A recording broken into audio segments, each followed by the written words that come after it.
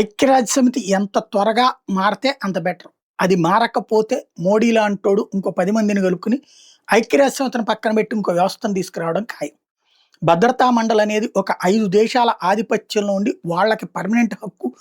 వాళ్ళు మనందరి తరపున రిప్రజెంటేషన్ ఏంటో వాళ్ళని అడుక్కుని మనం వీటోలు చేయించుకోవడం ఏంటో, లేకపోతే వాళ్ళ ద్వారా మన మీద పెత్తనాలు ఏంటో అర్థం కావట్లేదు. అమెరికా వాడెవడు, ఫ్రాన్స్ వాడెవడు, బ్రిటన్ వాడెవడు, మనల్ని పరిపాలించేది వాడెవడు, లేదా మన తరపు నిర్ణయాలు తీసుకోవడానికి వాడెవడు?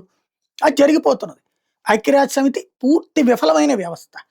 మొదటి ప్రపంచ యుద్ధం తర్వాత దేశాల మధ్యన ప్రాబ్లమ్స్ రాకుండా ఒకవేళ వస్తే పరిష్కరించుకోవడానికంటూ నానాజాతి సమితి పెట్టారు.